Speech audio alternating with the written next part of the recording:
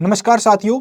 जिस चीज का आपको काफी टाइम से इंतजार था, फाइनली वो इंतजार खत्म हो चुका है। बहुत सारे कैंडिडेट के मन में डाउट था, सर आरआरबी एनटीपीसी जो under graduate level 12th level की टाइपिंग होनी है, उसमें मिनिमम कितने वर्ड टाइप करने हैं, हिंदी में टाइप करें, इंग्लिश में टाइप करें, वर्ड का कैलकुलेशन कैसे होगा, हमें मार्क्स कैसे मिलेंगे, हर एक चीज मैं आपके साथ डिस्कस करूंगा। आप मेरे साथ आखिर तक जुड़े रहना। जो भी डाउट हो भाई आप कमेंट कर सकते हैं। तो डिस्कशन स्टार्ट करते हैं। RRB NTPC undergraduate level to 12th level की वैकेंसी थी, उसके टाइपिंग से संबंधित रेलवे ने एक नोटिफिकेशन जारी किया है। नोटिफिकेशन के अंदर कुछ चीजें बताई गई है। अगर आप भैया टाइपिंग करने जा रहे हो, इस नोटिफिकेशन को ध्यान से पढ़ के, इस वीडियो को ध्यान से देख के ही जाना, क्योंकि टाइपिंग वाला जो अब फेज है, ये सिलेक्शन की रेस का फाइनल फेज है। यहां से बहुत सारे कैंडिडेट बाहर होंगे, बहुत सारे कैंडिडेट अंदर होने वाले हैं सिलेक्शन की रेस के अंदर। तो अगर बात करें, जैसा कि आप देख रहे हो, रेलवे रिक्रूटमेंट बोर्ड की तरफ से नोटिफिकेशन आया है एनटीपीसी पूर्व स्नातक मतलब 12th लेवल का, अंडर ग्रेजुएट लेवल का। इसमें क्या बताया कि 13 तारीख को आपकी टाइपिंग होने वाली है। बिल्कुल सही बात है, 13 फरवरी को आपकी टाइपिंग हो रही है। उसमें आपको इंग्लिश के कम से कम 300 शब्द और हिंदी के कम से कम 250 शब्द को क्या करना है मेरे भाई, टाइप करना है। जैसे ही आप टाइप करोगे, आपकी टाइपिंग है वो 3 फेज के अंदर होने वाली है। 3 फेज कौन कौन से हैं उनको भी देख लेते हैं। जैसे ही आप जाओगे एग्जाम देने, तो जो कीबोर्ड से आपको क्या करना है, परिचित होना है। मतलब परिचित का होने का मतलब आपको कीबोर्ड चला के देखना है, सही से काम कर रहा है या नहीं कर रहा है। एक तरह से वार्म अप होगा।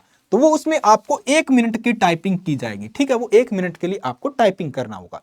मतलब आपको पता लग जाएगा सारी चीजें प्रॉपर काम कर रही है, हमारा माउस कीबोर्ड है, सॉरी माउस तो नहीं, कीबोर्ड है, हर चीज प्रॉपर तरीके से काम कर रही है।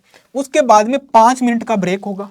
ठीक है, फिर आपने कोई एक लैंग्वेज सेलेक्ट की होगी, हिंदी या इंग्लिश, उसमें आपको 10 मिनट की टाइपिंग होगी। तो इन 3 चीजों का आपका क्या टाइपिंग फेज का जो एग्जाम का प्रोसेस रहने वाला है। और 10 मिनट की जो टाइपिंग होगी तीसरे फेज के अंदर, उसे आपका मूल्यांकन होगा, उसी के आधार पे आपको नंबर दिए जाएंगे।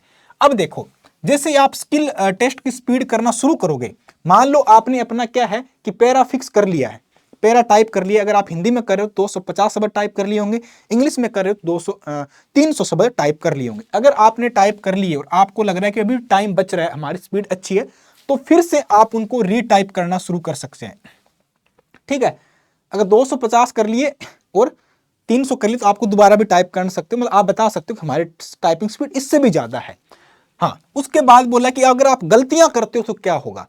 ये वो एक बात और बोली गई उससे पहले कि अगर आप इतने शब्द टाइप नहीं कर पाओगे, कम से कम 300 इंग्लिश के और 250 हिंदी के, तो आप सिलेक्शन की रेस से बाहर हो, आपका मूल्यांकन नहीं होगा। तो मिनिमम इतने तो करने ही करने। अब आपकी गलती करते हो तो गलती का क्या होगा, कुल शब्दों की 5% की गलतियों को नजरअंदाज किया जा सकता है। अगर आपने वर्ड को टाइप किया है तो उनको 5% गलती को हम इग्नोर कर देंगे। अगर 5% से ज्यादा है तो इग्नोर नहीं होगा। अब देखो गलती का कैसे कैलकुलेशन होगा। कुल गलतियां बराबर क्या है, पूरी गलतियों की संख्या प्लस आधी गलतियों की संख्या डिवाइड बाय 2। तो मतलब 5% की गलतियों को ये नजरअंदाज कर सकते हैं। टाइपिंग स्पीड का कैलकुलेशन कैसे होगा कि टाइप किए गए कुल शब्द माइनस गलतियों की संख्या इंटू 10 डिवाइड बाई समय। तो अगर मान लो आपने टाइप कुल शब्द कितने किए हैं, 400 किए हैं। ठीक है, गलतियां कितनी की है, 10 की है, तो 10 गलतियों को 10 से मल्टीप्लाई होगा और जो टाइम था उससे डिवाइड होगा। तो 400 माइनस 10 इंटू 10 डिवाइड बाई 10। तो आपके कुल शब्द कितने आ रहे हैं, 400 में से 100 गए 300, 300 को 10 मिनट से डिवाइड करोगे तो प्रति मिनट आपके 30 शब्द टाइप हो रहे हैं। चाहे वो हिंदी की हो इंग्लिश की हो, जैसे भी इनको पता लग जाएगा। आप जब टाइपिंग करके आओगे तो उनको रहेगा कि आपने हिंदी में टाइप किया, इंग्लिश में किया। तो प्रति मिनट आपका इस तरह कैलकुलेशन होगा कि आपने कितने वर्ड टाइप किए। अगर इंग्लिश में किया तो 30 मिनिमम होने चाहिए, हिंदी में किया तो मिनिमम 25 होने चाहिए। इससे कम है तो आपका मूल्यांकन नहीं होगा, आपकी एक तरह से कॉपी चेक नहीं होगी, आप सिलेक्शन की रेस से बाहर। तो मिनिमम आपको इतना करना ही पड़ेगा।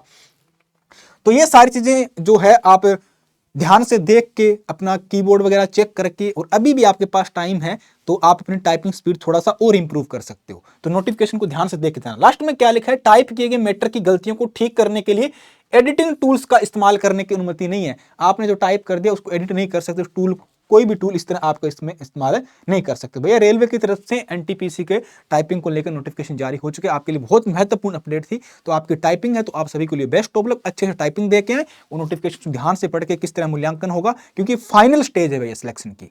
यहाँ से बहुत सारे बच्चे बाहर होंगे, बहुत सारे बच्चे अंदर होंगे सिलेक्शन की रेस में। तो ये आपके लिए मोस्ट इंपॉर्टेंट अपडेट थी। तो मिलते हैं नेक्स्ट वीडियो में नेक्स्ट अपडेट के साथ। जो भी रेलवे से संबंधित अपडेट आएगी आप तक शेयर की जाएगी। हमारे साथ जुड़े रहें। जय हिंद, धन्यवाद, थैंक यू।